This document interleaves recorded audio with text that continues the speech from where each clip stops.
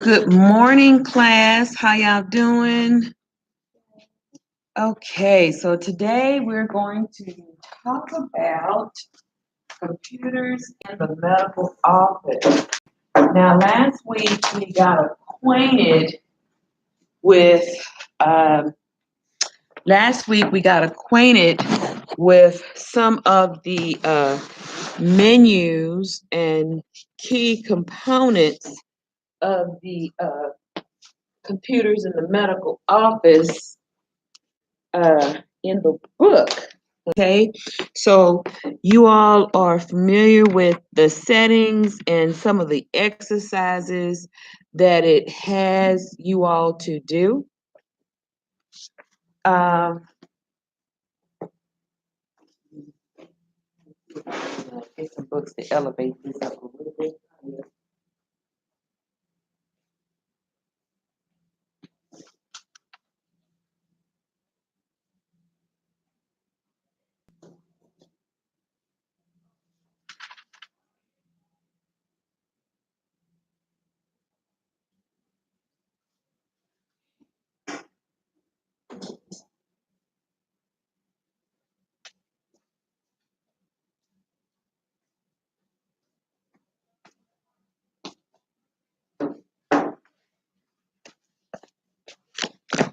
Okay, hold on just a minute.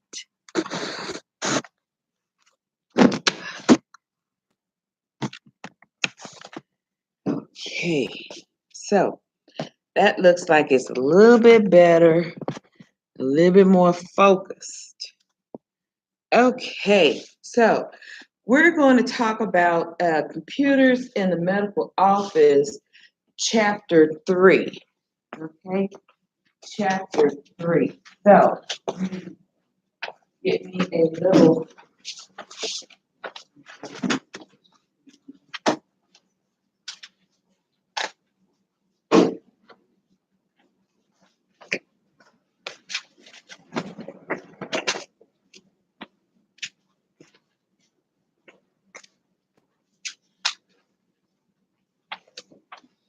Okay, so we're going to talk about scheduling.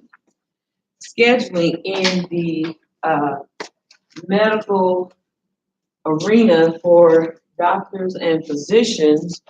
We're going to talk about that for a minute because I believe that you need to know how important scheduling is in a doctor's office.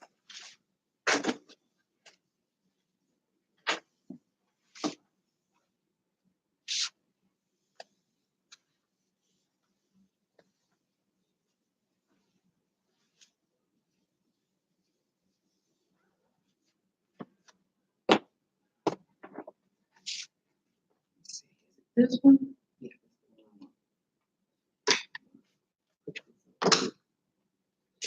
Okay, so in your CiMO book,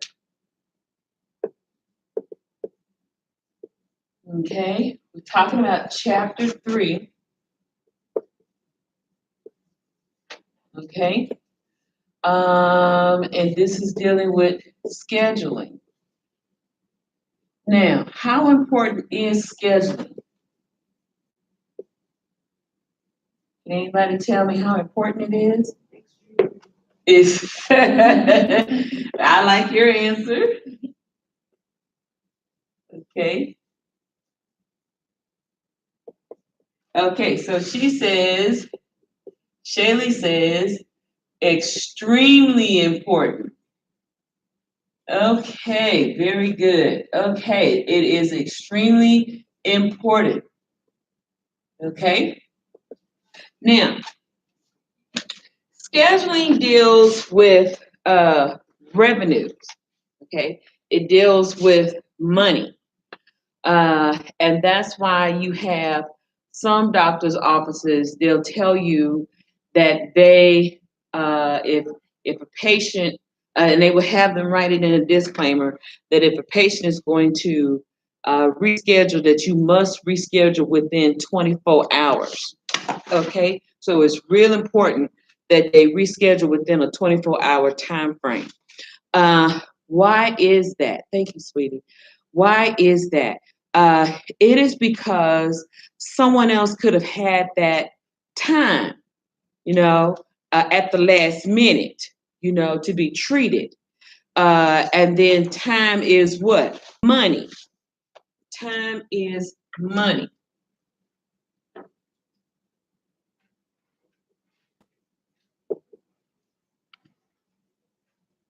Okay, time is money. Appointments are determining factors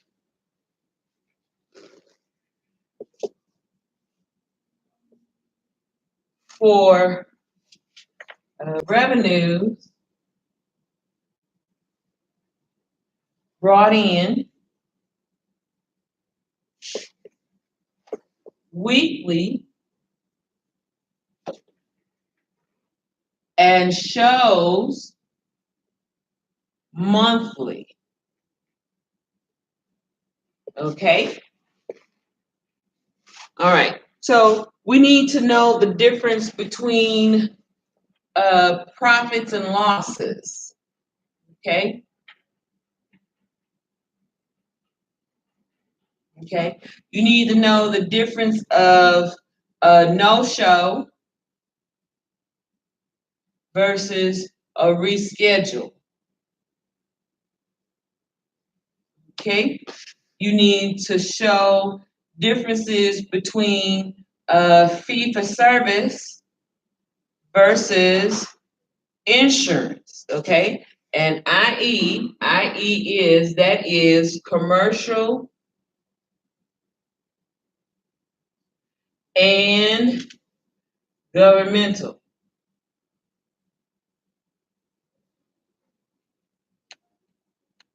Commercial and governmental, okay?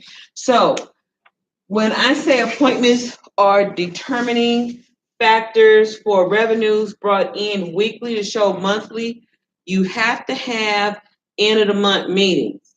You have to have end of the month meetings. Let me explain to you what that means. Okay, so this is now August 1st, right? So we're in the month of August. August has 31 days. Okay, August has 31 days.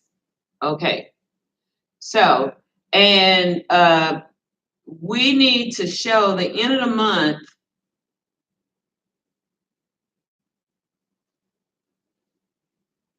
should finish up until the third week of the next month. I'm sorry, not third week, third day.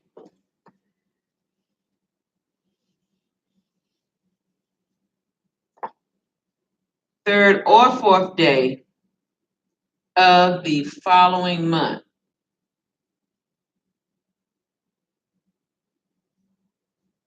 Okay, so say for example, you're doing billing from August 1st to August 31st. You should be finished if August 31st, what day is August 31st on? Let's look at the calendar.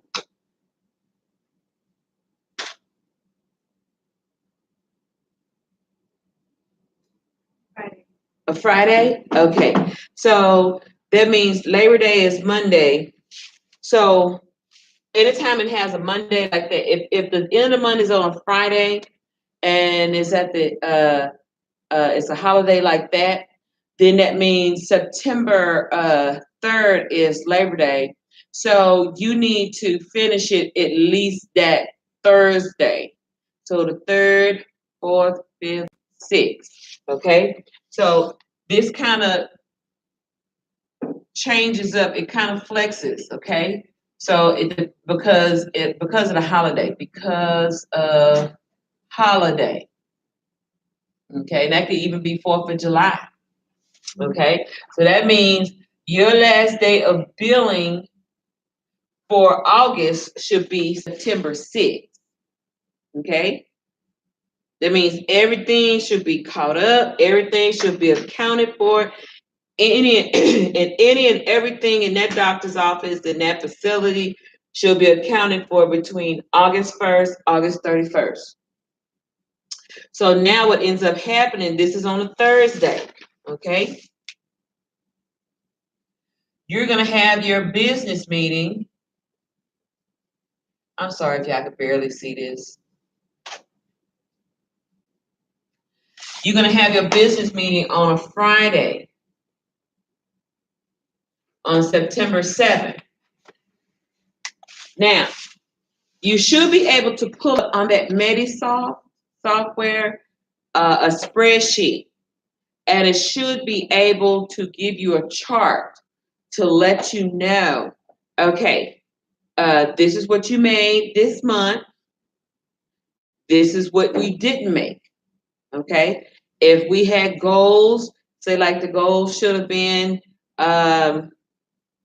55,000 for the month, and we brought in 45,000, for example, okay? Then we need to account for $10,000. Where's the $10,000? Okay, $10,000, and this could be inclusive of the 45,000 for the 55,000 goal. This should be inclusive of any accounts receivable. When I say accounts receivable is any money that's what? Brought what? In. I'm receiving all the money what? Coming in. Say, everybody do this with me. Coming in. Do this with me. Coming in. Money come to what? Me now. Money come to what? Me now. Okay, we prophesying money. Okay. Giving y'all, teaching y'all how to prophesy to yourself. Okay? I'm coming in money. Money, money, money, money. Money come to me. I account receive money. Okay. Now,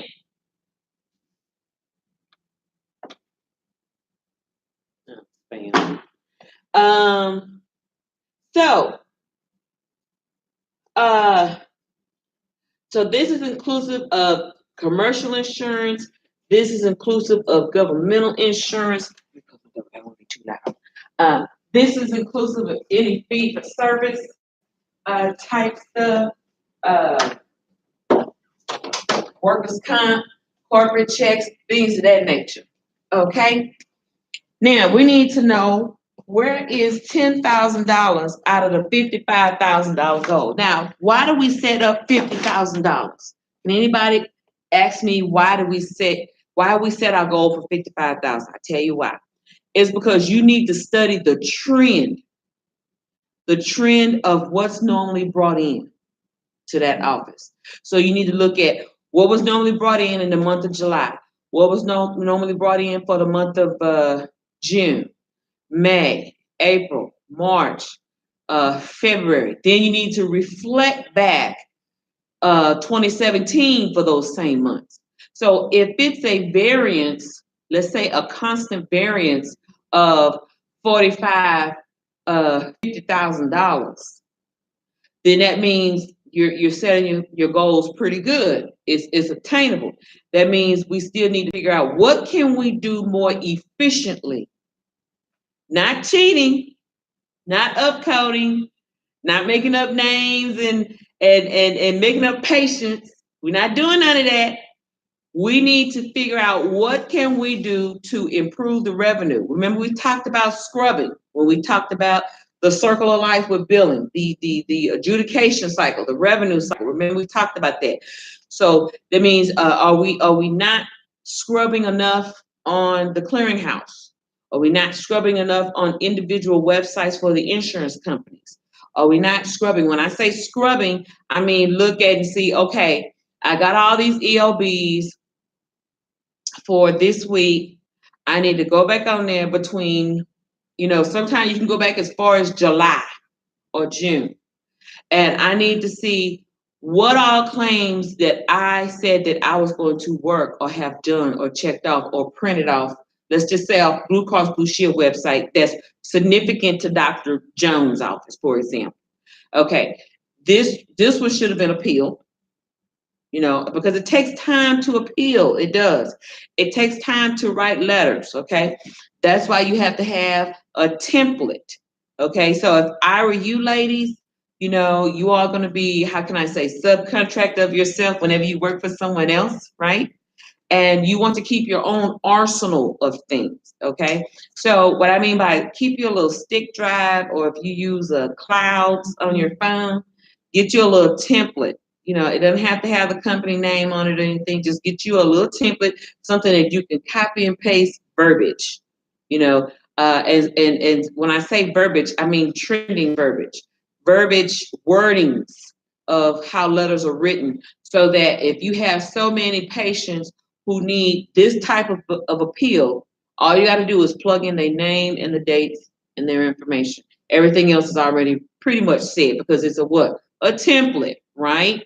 Okay, so now maybe we didn't do enough scrubbing. Maybe we didn't answer enough correspondence to send back to the insurance company to say they need copies of medical records, or they need copies of the child's information to say that they are a full-time student or a half-time student. Are y'all getting this? So there are a lot of determining factors of what can we do more efficiently, okay? So you probably have to say, okay, doc, okay, Shaylee does, 80 claims a day, plus, she kind of helps out with front desk, and plus she also verifies insurance sometimes for us, when we're backed up. So she's wearing 2 and 3 hats.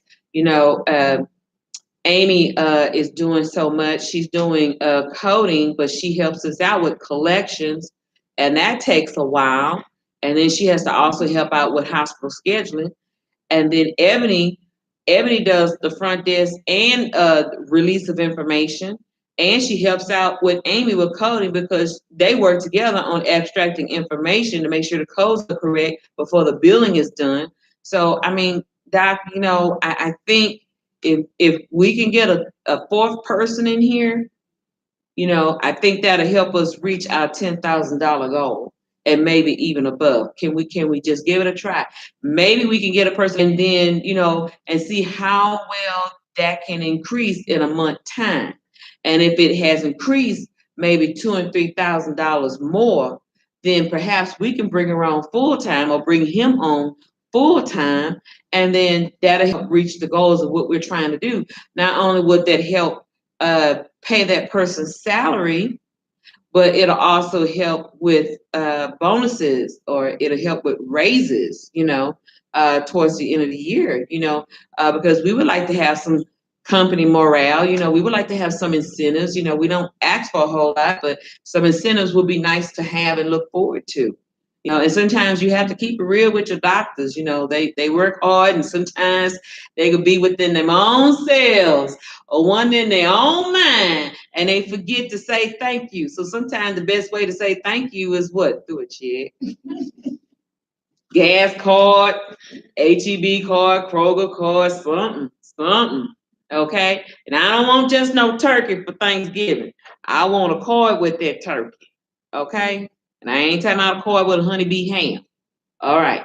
So I'm just saying those kind of things. You want to set goals, and you want to help the doctor's office expand. That's who we are, health information technology.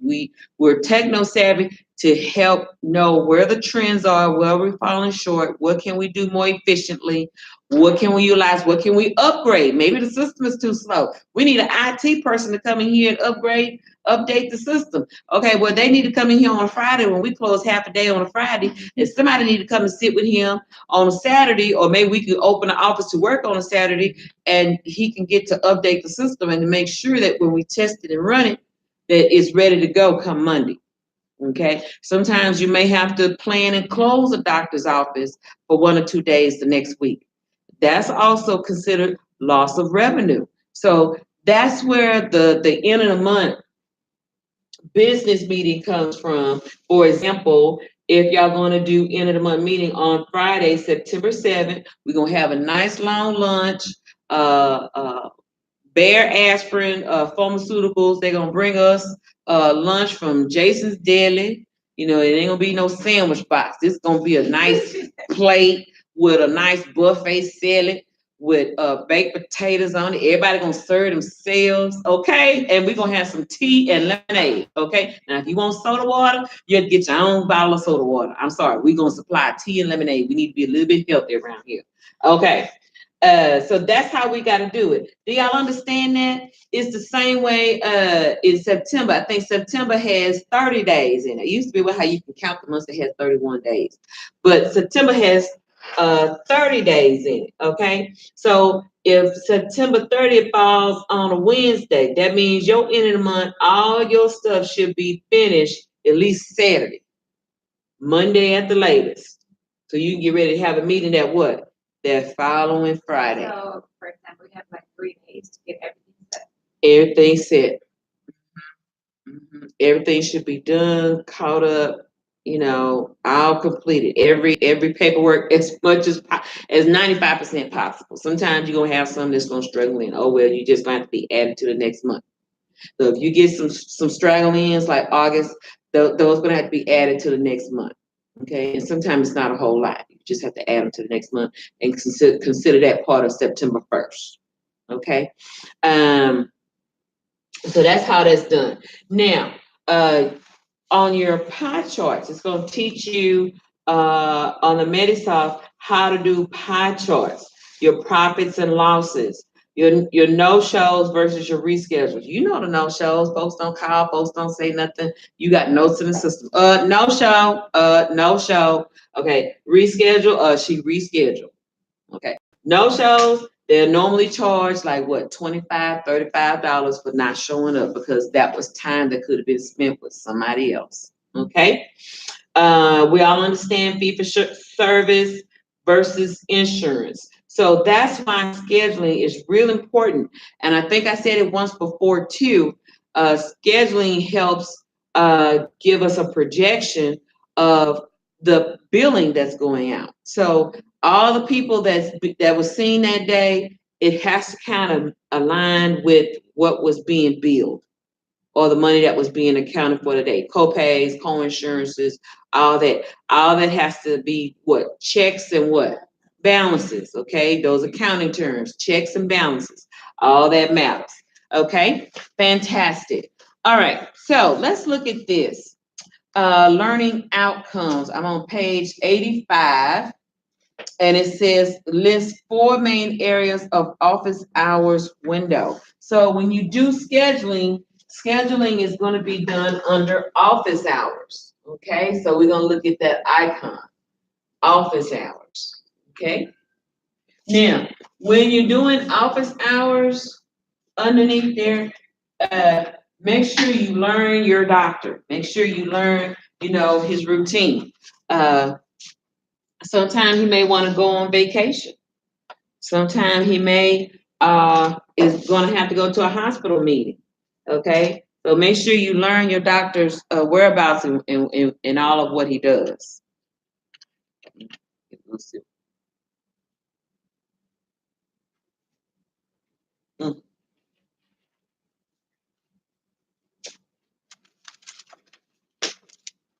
That stuff is super sweet. Ooh. Glad the test is 9 o'clock tomorrow. I need me some lasagna in my life. Mm. Mm, mm, mm. I'm sure Love's gonna get me some lasagna tomorrow. Okay. Office hours. Demonstrate how to enter an appointment. Okay. Be it established patient, be it a consult or a new patient. Okay. Determine how to schedule a follow-up appointment. Determine how to search for an available time slot. Determine how to book an appointment for a new patient. Determine how to book repeating appointments. Okay. Determine how to reschedule and cancel an appointment. Determine how to check a patient's eligibility. Determine how to check in and check out a patient. Determine how to create an overdue balance report for upcoming appointments. That's important. Demonstrate how to create a recall list, okay? Demonstrate how to enter provider breaks in the schedule, okay? He's on vacation, he's getting married, she's having a baby. Determine how to preview and print a provider schedule. What you need to know in this chapter is how to start menu, start Manysoft, use menus, enter and edit text, work with chart numbers and codes, locate patient information. Okay, so let's go to the next page here where it talks about office hours on page 86. So looking at this screen, you're going to be familiar with looking at this screen on page 86.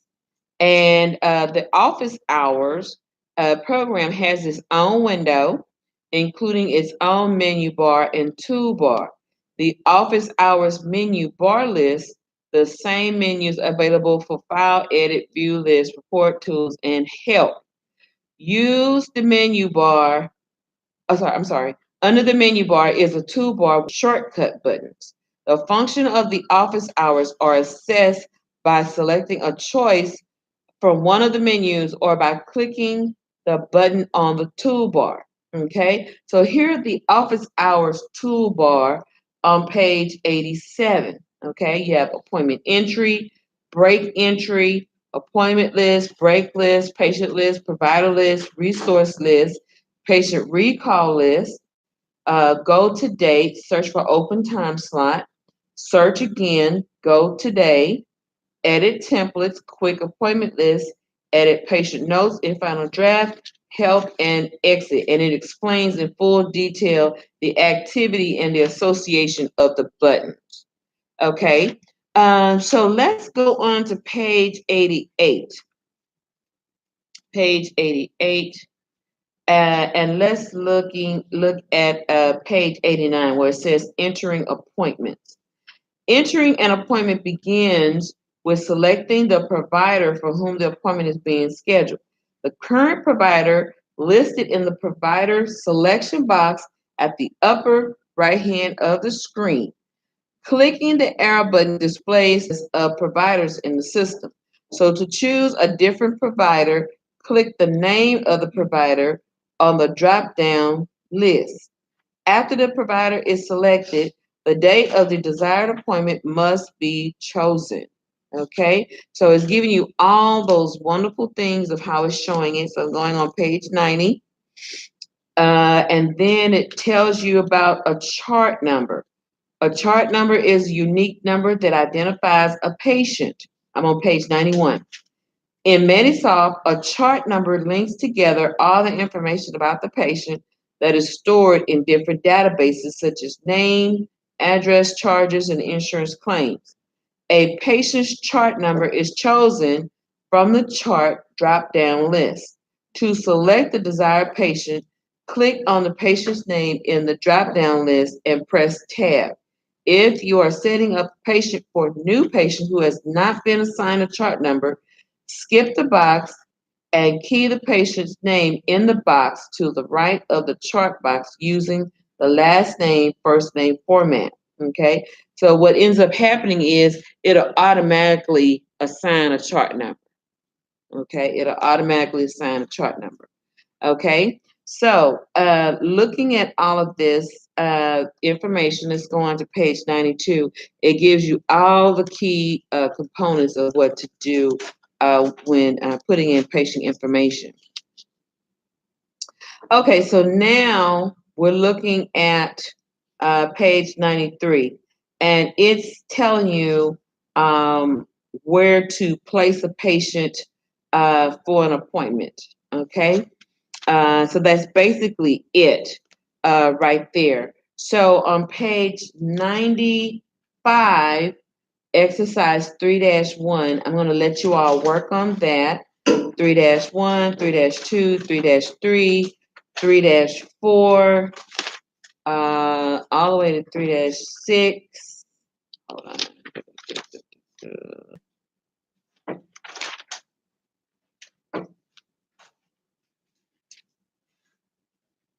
All the way to 3-12. Okay, all the way up to where we're creating an overdue balance report. Okay, this is pretty much self-explanatory. If you're going to be an appointment setter for a doctor's office, if you're going to work the front desk, if you're going to be an office practice manager, then this is what you must do. Okay. All right. Do y'all have any other questions for me? No? Okay. So I'm going to let y'all freely work on this. It is 10:50, so lunchtime will be in about 10 minutes. So y'all work on that as much as you can. Any questions that you have, please feel free to ask, okay? All right. Well, this wraps up the lesson for chapter 3 in hospital scheduling. I am Mrs. Harper, and this is for your health information. Thank you so much. See you next time.